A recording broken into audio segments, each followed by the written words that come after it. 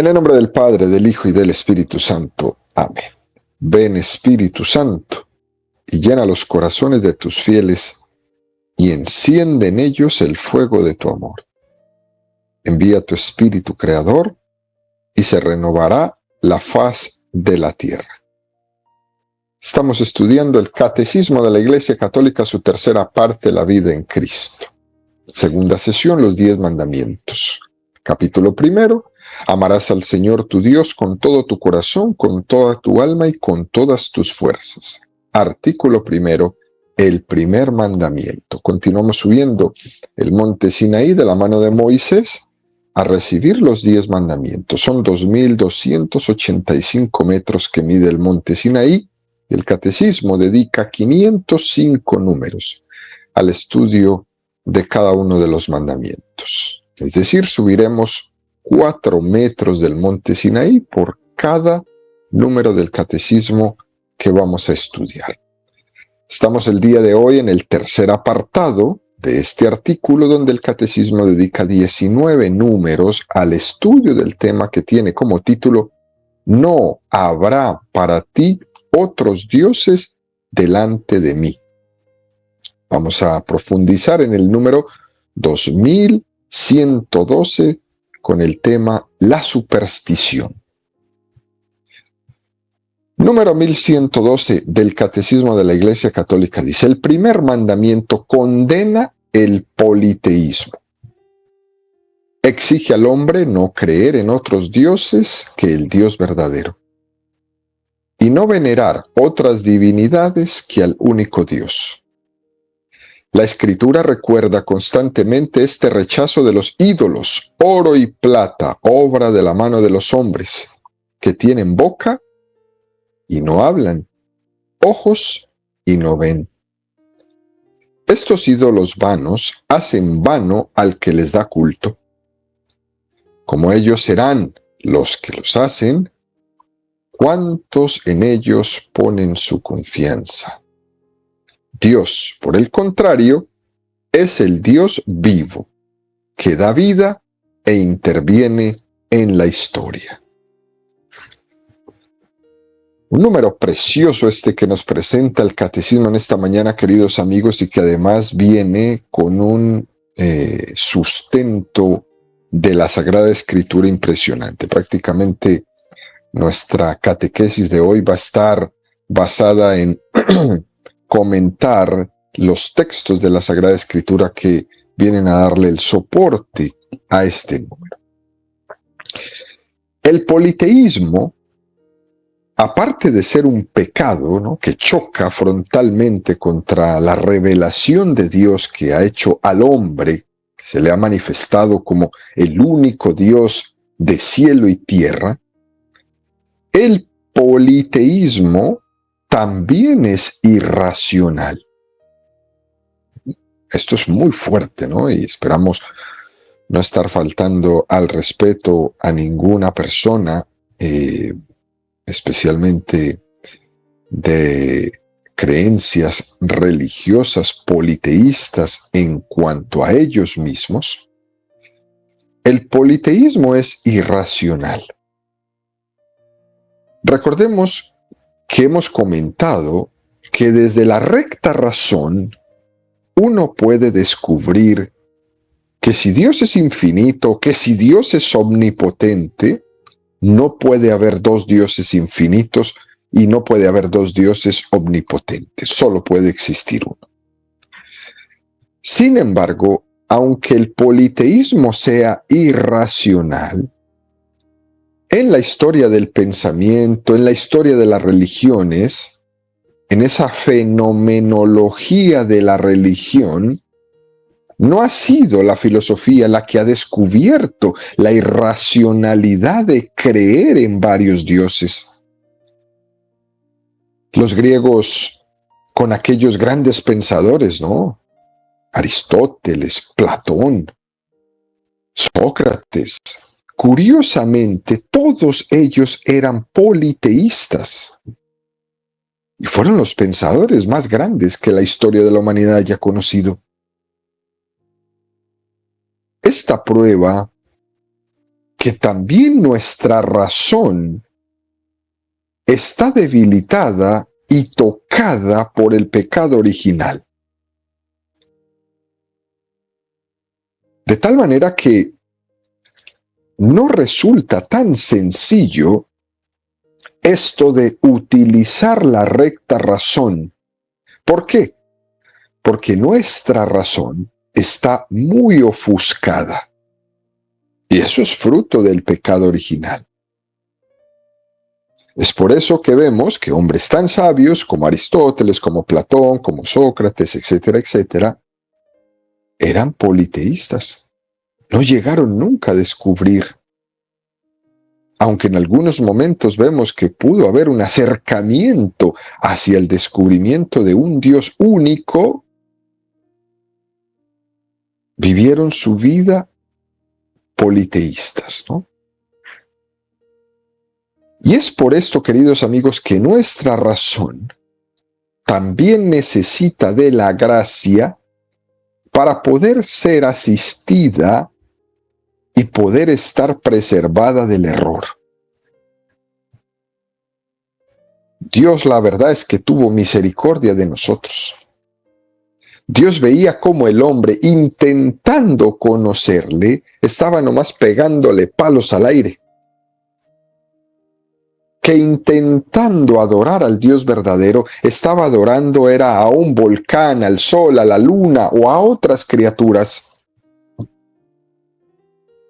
Y Dios vio al hombre en esto. Por eso la revelación en la historia de la humanidad ha sido necesaria para que confesemos al Dios verdadero y dejar de estar dando palos al aire a lo que no es Dios, devocionando lo que no es Dios, dando culto a quien no es Dios. Y es curioso que se considere la fe como un estadio cultural más atrasado, como dicen algunos. Ustedes que creen son unos retrógradas. Ustedes con su fe están en la antigua. Y entonces muchos manifiestan, ¿no?, la razón como si fuera un estadio cultural mucho más avanzado, ¿no? Hoy quizás es la tecnología. Nosotros, los tecnólogos, estamos más avanzados que ustedes, ¿no? Y eso suena muy bonito, suena muy bonito. Incluso en una sociedad esta que se cree tan progresista, eso suena muy bonito. Pero la historia ha demostrado todo lo contrario, que tuvo que venir la revelación para decirles a todos esos sabios que era ridículo pensar en que existían varios dioses.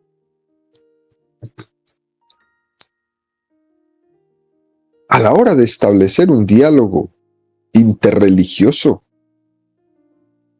lógicamente se precisa la relación con las religiones que creen en un solo Dios, que son tres, ¿no? El judaísmo, el cristianismo y el islam.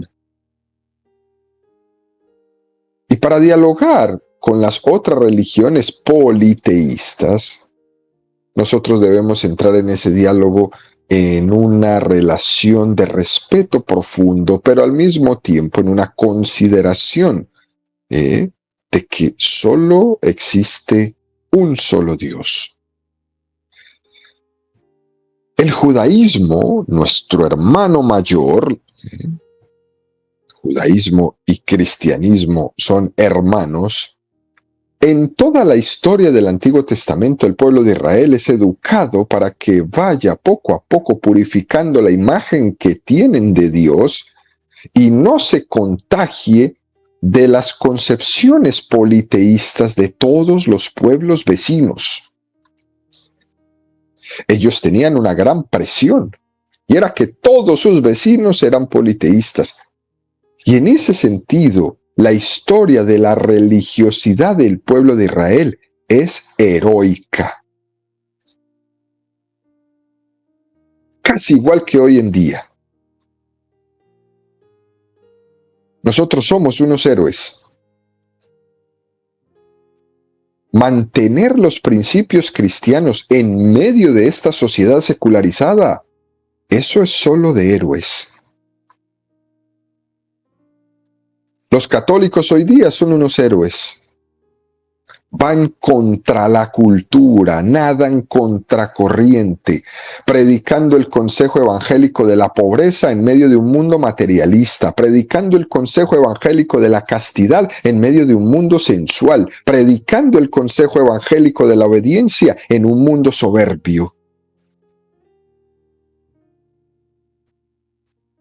Tremendo. Ir en contracorriente. Son unos héroes. A veces el hombre, en su deformación, se sigue deformando más y más y más esa imagen de la divinidad. Y en esa deformación ha llegado a ser dioses que son proyecciones de sus propias pasiones solamente. Hay momentos en la historia donde hemos hecho el dios de la comida, el dios del sexo, el dios del vino. Y hemos escuchado nombres como Eros, como Afrodita, como Baco. Hemos hecho dioses de nuestras pasiones desordenadas. Y eso, la revelación lo purifica. También en el Islam nació de una serie de sectas heréticas cristianas que Mahoma conoció, y a partir de eso se ha formado el Islam.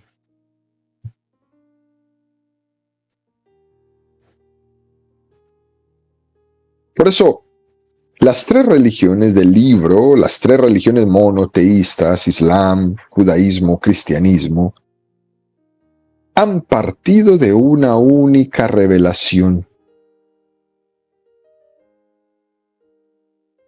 Un poco en resumen, cuando el hombre tiene varias divinidades es porque tiene una imagen deformada totalmente de Dios.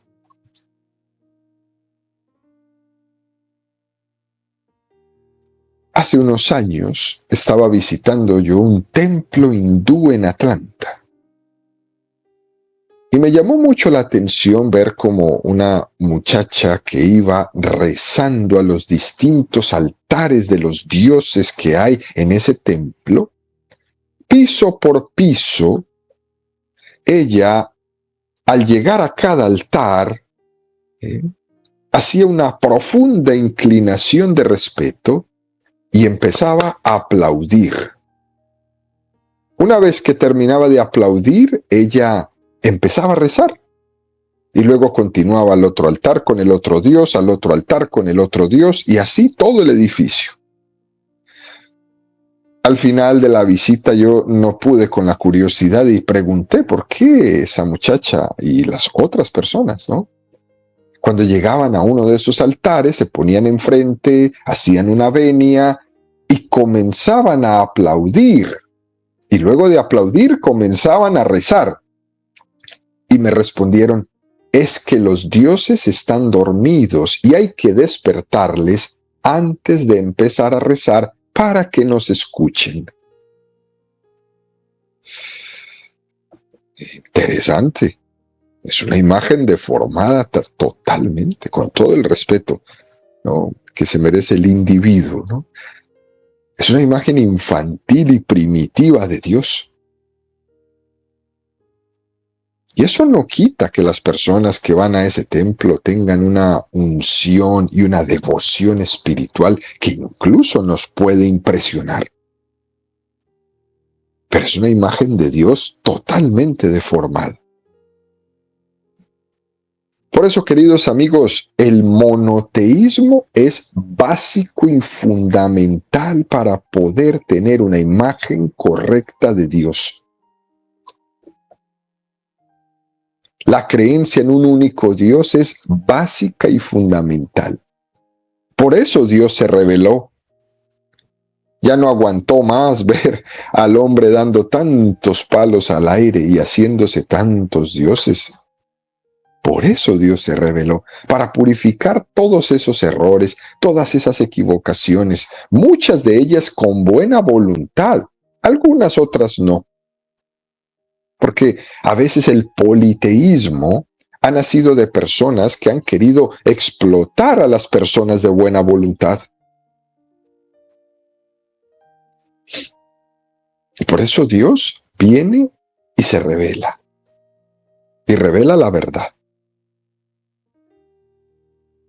El catecismo nos regala una serie de citas de la Sagrada Escritura donde se ve claramente la gran paciencia de Dios para ir educando al pueblo de Israel hacia el monoteísmo, ¿no? Este pueblo que era tan proclive, ¿no?, a adorar a falsos dioses. Es más, este pueblo había nacido en aquellas culturas politeístas. Era el politeísmo la práctica mayoritaria de todas esas culturas antes de la revelación de Yahvé a través de Abraham. El politeísmo mostraba la incapacidad del hombre de conocer a Dios, pero al mismo tiempo mostraba un deseo profundo del hombre de conectarse con la divinidad. Y el catecismo lo que hace aquí, lo que nos dice, es que existen diferentes formas que Dios tiene para revelarse al pueblo. Mediante el escarmiento, mediante una actuación con dureza, mediante los profetas. Bueno, nos pone primero el episodio del becerro de oro en el monte Sinaí, ahora que estamos nosotros subiendo el monte Sinaí. Yahvé quiere descargar su ira contra ese pueblo idólatra. Y en este episodio, curiosamente, Moisés tiene una doble pedagogía. Moisés le pide a Dios que tenga paciencia y que perdone al pueblo. ¿Se acuerdan de este texto? Ten paciencia con tu pueblo. No enciendas tu ira contra ellos.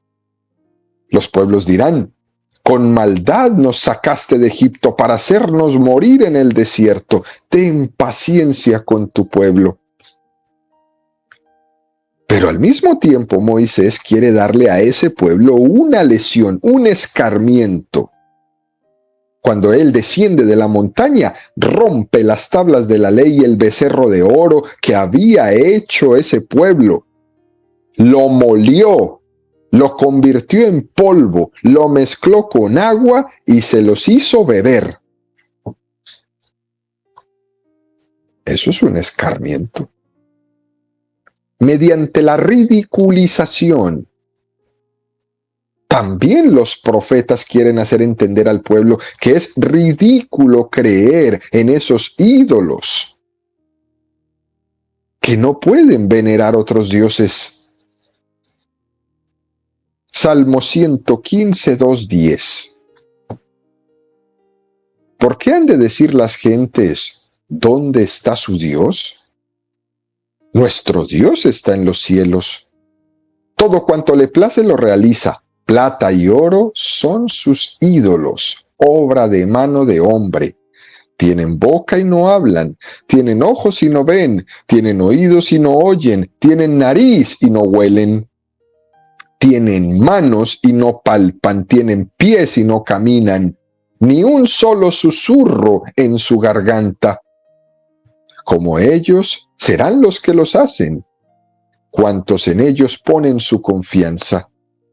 Casa de Israel, confía en Yahvé, Él, su auxilio y su escudo. Casa de Aarón, confía en Yahvé, Él, su auxilio y su escudo. O también el texto de Isaías 44, 13, 20.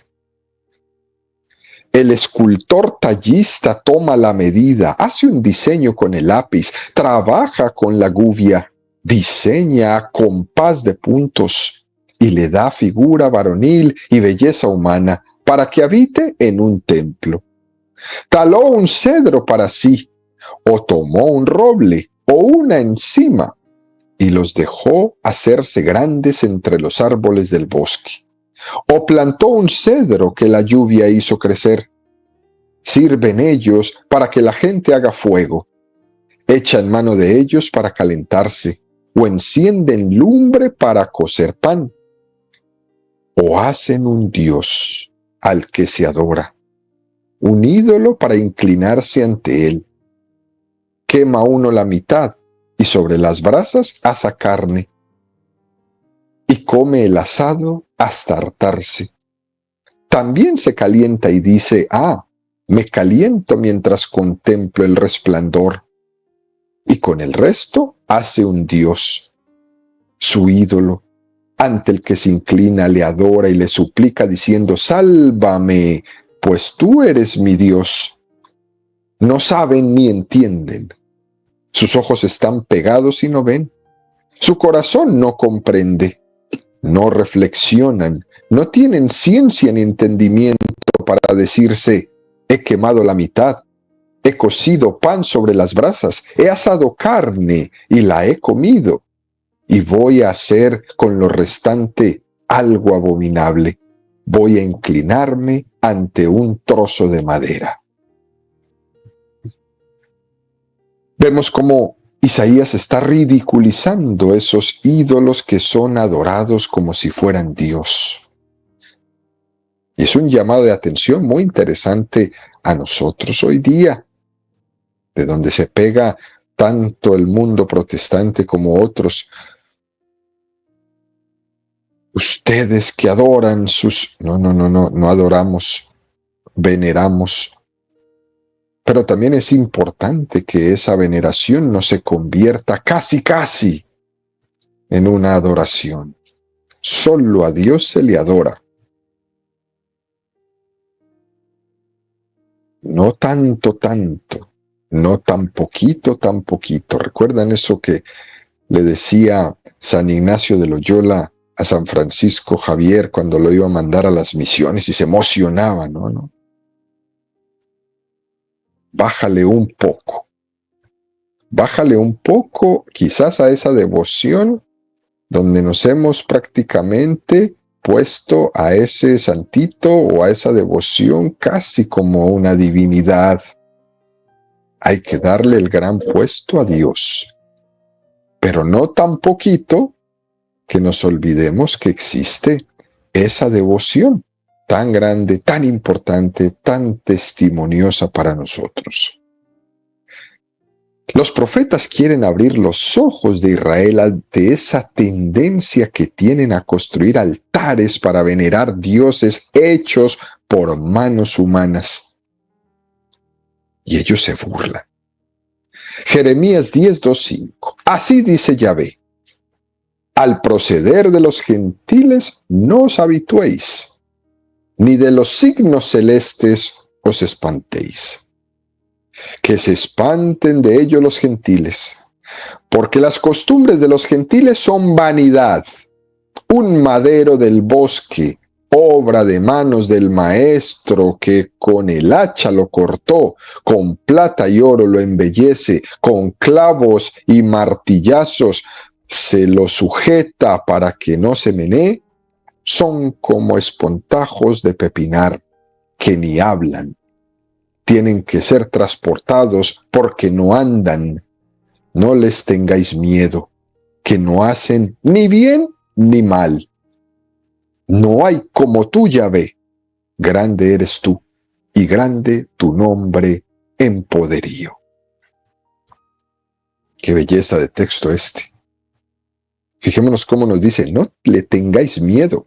No hacen ni bien ni mal. La mujer esta que iba aplaudiendo en los diferentes altares de su templo para que los dioses se despertaran, ¿cierto?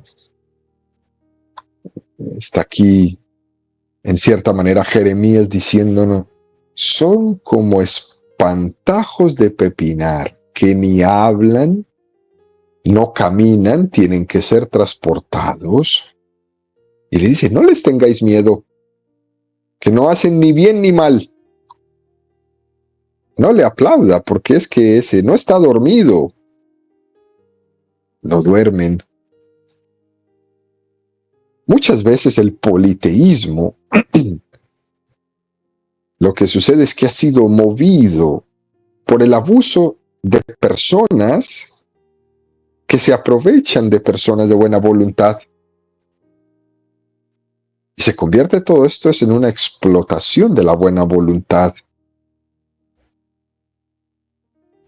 Fíjense que esto no es nada nuevo, nada nuevo.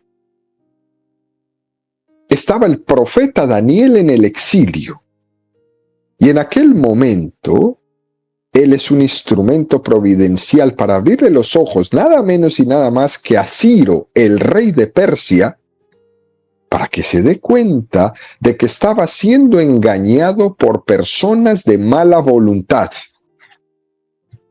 Daniel 14 en adelante. Daniel era comensal del rey y más honrado que ninguno de sus amigos.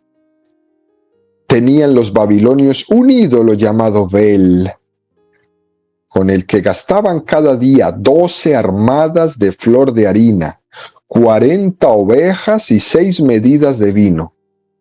Pensaban en su credulidad que era un Dios que comía y por tanto había que darle de comer. Evidentemente el Dios no comía delante de ellos, supuestamente comía cuando se quedaba solo, de tal forma que la comida desaparecía, hasta el punto que el mismo rey se lo creía. El rey le veneraba y todos los días iba a adorarle. Daniel, en cambio, adoraba a su Dios. El rey entonces le dijo: ¿por qué no adoras a Bel? Daniel respondió: porque yo no adoro a ídolos hechos por mano humana, sino solamente al Dios vivo, creador de cielos y tierra, y tiene poder sobre toda carne. Dijo el rey: ¿crees que Bel no es un Dios vivo? ¿No ves todo lo que come y cuánto bebe a diario? Daniel se echó a reír. Oh rey, no te engañes, dijo Daniel. Por dentro es de arcilla y por fuera de bronce, y eso no ha comido ni bebido jamás. Entonces el rey, montado en cólera, mandó a llamar a sus sacerdotes y les dijo: si no me decís quién come ese dispendio, moriréis. Pero si demostrase que el que come es Bel, morirá Daniel por haber blasfemado contra Bel. Daniel dijo al rey: que se haga según tu palabra. Eran 60 los sacerdotes de Bel, sin contar las mujeres y los hijos. El rey se dirigió con Daniel al templo de Bel, y los sacerdotes de Bel le dijeron: nosotros vamos a salir de aquí, y tú, oh rey, manda poner la comida y el vino mezclado. Luego cierra la puerta y séllalo con tu anillo. Si mañana por la mañana, cuando vuelvas, no encuentras que Bel se ha comido todo, moriremos nosotros. En caso contrario, morirá Daniel. Estaban tranquilos, porque se habían hecho una entrada secreta debajo de la mesa, y por ahí entraban normalmente a llevarse las ofrendas. En cuanto salieron, Daniel mandó a sus criados que trajeran ceniza y lo esparcieran por toda la estancia, sin más testigo que el rey. Salieron, cerraron la puerta y la sellaron con el anillo del rey. Los sacerdotes vinieron por la noche como de costumbre con sus mujeres y con sus hijos, y se lo comieron y bebieron todo. El rey se levantó muy temprano y Daniel con él. El rey preguntó: Daniel, ¿están intactos los sellos? Intactos, respondió Daniel. Nada más abrir la puerta, el rey miró a la mesa y dijo con alta voz: grande es Bel, y en ti no hay engaño alguno. Daniel se echó a reír, y deteniendo al rey para que no entrara más adentro, le dijo: mira al suelo y repara lo que son estas huellas. Veo huellas de hombre, de mujeres y de niños en esta ceniza esparcida. El rey, montado en cólera, mandó detener a los sacerdotes con sus mujeres y con sus hijos. Este es un caso concretísimo, antiguísimo, ¿no?, del politeísmo, que estaba unido a la mala voluntad de aquellos sacerdotes, de ese culto falso, a ese dios Bel que nos habla la Sagrada Escritura. Y es curioso ver cómo en la historia del Antiguo Testamento está ese continuo desenmascarar el politeísmo y ese purificarnos de todas esas formas, y al mismo tiempo intentar mantener un diálogo paciente frente a las culturas politeístas. Por ejemplo, San Pablo, cuando predicaba, cuando llegó a Atenas, ahí en el Areópago de Atenas, Hechos de los Apóstoles 17, 19, 30, le tomaron y le llevaron al Areópago y le dijeron: ¿podemos saber cuál es esa nueva doctrina que tú expones? Pues te oímos decir cosas extrañas y querríamos saber qué es lo que significan. Todos los atenienses y los forasteros que allí residían en ninguna otra cosa pensaban al tiempo sino en decir o oír la última novedad. Pablo, de pie en medio del Areópago, dijo: atenienses, veo que vosotros sois por todos los conceptos los más respetuosos de la divinidad. Pues al pasar y contemplar vuestros monumentos sagrados, he encontrado también un altar al que estaba grabada esta inscripción: al Dios desconocido. Pues bien, lo que adoráis sin conocer, os vengo yo a anunciar.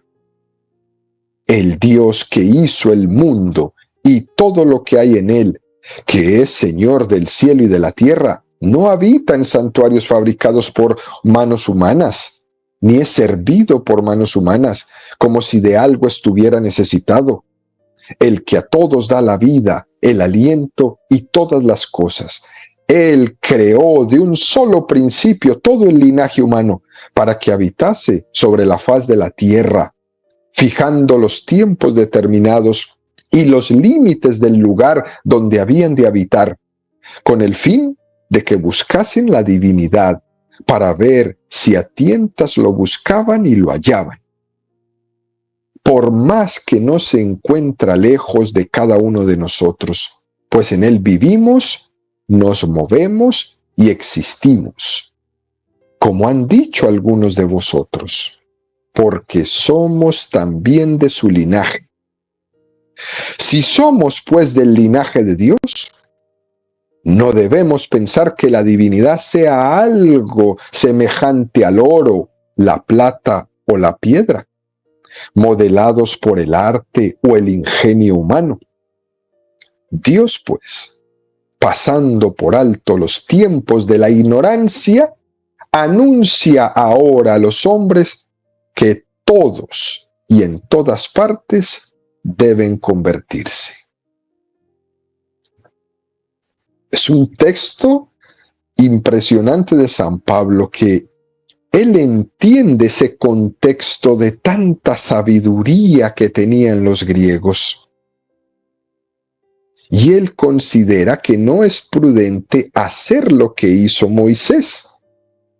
Él entiende, San Pablo entiende, que tiene que predicar el monoteísmo mediante un diálogo con la cultura. Él entiende que tiene que mostrarles la veracidad de ese altar a ese Dios desconocido, y que ahí iba a estar la clave de la religiosidad. No iba a ser como Moisés, ¿no? Mostrar su cólera, destruir su becerro de oro y mezclarlo con agua y dárselos de beber. Esa no era la posibilidad que tenía San Pablo. Por tanto, él entra en ese diálogo con ese mundo politeísta y se basa de algo importante que vio en ellos, en esa ansiedad que mantenían de conocer a Dios, y se descubre ese altar al Dios desconocido. Al final, la conclusión de todo ello está en el libro de la sabiduría, que es de los últimos libros del Antiguo Testamento, donde se habla de cómo existe una culpabilidad en el politeísmo, porque el hombre ha sido creado por Dios en esa llamada a conocer al único Dios verdadero. Los profetas no solo dicen en lo que no hemos de creer, nos dicen en el Dios en el que hay que creer, que es un Dios vivo, que no es un Dios muerto. Y frente a ese politeísmo, que son imágenes muertas, cosificadas, Israel insiste con fuerza que nuestro Dios es el único Dios, Señor de cielos y tierra, y un Dios vivo, una persona con la que tenemos una relación de intimidad. Esta es la grandeza de ese pueblo. Cuando el hombre adora falsos dioses, que de alguna manera son criaturas humanas, de alguna manera eso conlleva a que el hombre pierda su dignidad. Por eso es importante, ¿no? Se dice que quien ama las cosas se cosifica, que quien ama a las personas se personaliza, que quien ama nada se anula, pero quien ama a Dios se diviniza. Y este es el mensaje de fondo que nos trae este no y no a esa tendencia que tenemos muchos seres humanos a crearnos muchos dioses, a hacer en nuestra vida muchos dioses a lo que seguir, a divinizar aquello que no es Dios. Por tanto, queridos amigos, si el hombre no conoce la imagen verdadera de Dios, él mismo pierde el concepto de ser imagen y semejanza de Dios y termina por tampoco conocerse a sí mismo.